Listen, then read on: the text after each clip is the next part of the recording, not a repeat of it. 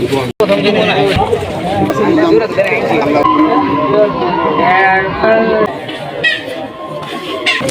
নাম কি?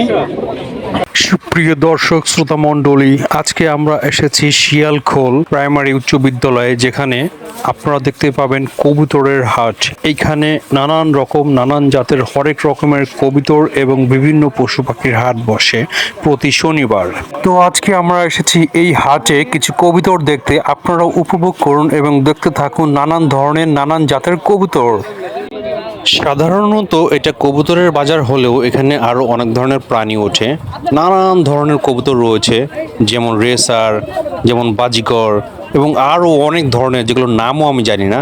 এবং এখানে কবুতরকে খাওয়ানোর জন্য এই ধরনের খাবার কিন্তু সব এখান থেকে পেয়ে যাবেন। এবং এখানে ঝাঁকে ঝাঁকে খাঁচা ভরে এবং শখের বশে পালে, শখের বশে বাসায় পুষেছে এরকম কবুতরও আছে, যেগুলো আপনারা এখান থেকে জোড়া সহকারে পেয়ে যাবেন এবং খুবই খুবই সুলভ মূল্যে পাবেন এবং পছন্দ অনুযায়ী কিন্তু আপনারা এখান থেকে বেছে বেছে একটা করে কিনতে পারবেন। কত সুন্দর একটি কবুতর দেখতে পেলেন, এটা রং করেছে। আমি প্রথমে ভেবেছিলাম এটা বোধহয় ওর অরিজিনাল কালার, পরে আসলে বুঝতে পারলাম ওটা রং করা। তো যাই হোক, রং করাটা কিন্তু অনেক সুন্দর লেগেছে। এই দেখতে পাচ্ছেন এখানে কিছু কবুতর রয়েছে। আসলে আমি এত ধরনের কবুতরের নামও জানি না, আর কবুতর সম্বন্ধে আমার কোনো ধারণা নাই। এখানে দেখতে পাচ্ছেন একটি কবুতর যেটা তার পায়রির কাছে যেতে চাচ্ছে, পায়রাটা। তো এরকম জুটি, ভালোবাসার বন্ধন কিন্তু কবুতরের মধ্যে থেকে থাকে, যেগুলো দেখলে আপনাদের মনটা অনেক খুশি হয়ে যাবে। এবং কবুতরগুলো যখন আকাশে ওড়ে, কিছু কবুতর রয়েছে এরকম মানে ডিগবাজি খায় এবং অনেক দূর পর্যন্ত উড়ে যায়, যেগুলো দেখলে আপনাদের প্রাণ ভরে যাবে। আর কবুতরের বাজারে এসে আরেকটা জিনিস চোখে পড়লো, সেটা হচ্ছে দালাল চক্র। যারা কবুতর বিক্রি করতে আসে, দালালরা তাদের কাছে আগে চলে যায় কম দামে কেনার জন্য, এবং সেই কবুতরগুলোই দালালরা পরে বেশি দামে বিক্রি করবে বা অন্য কোথাও নিয়ে যায়। সো আপনারা যখন দাম করবেন, সাথে সাথে চেষ্টা করবেন কবুতর কিনে ফেলার, কারণ পরবর্তীতে আপনি যখন ঘুরে যাবেন একটা দোকানে, দাম কিন্তু অনেক বেড়ে যায়, অনেক চড়া হয়ে যায়। অনেক সময় শখের কবুতরটি হাতের কাছে পেয়েও অনেকেই নিতে পারে না। সো সবাইকে বলবো, যেই কবুতরটি পছন্দ করবেন, মানে আগেই কোথাও দাম বলবেন না, যেটা পছন্দ করবেন সেই কবুতরটি পছন্দ করার পরেই আপনি টার্গেট নেবেন সেটাকে নেওয়ার জন্য। যেহেতু অনেক শখের একটি জিনিস, তাই চেষ্টা করবেন অনেকক্ষণ হাতে সময় নিয়ে ঘুরে ঘুরে দেখে শুনে তারপরে সিদ্ধান্ত নিয়ে কবুতরগুলো কেনার।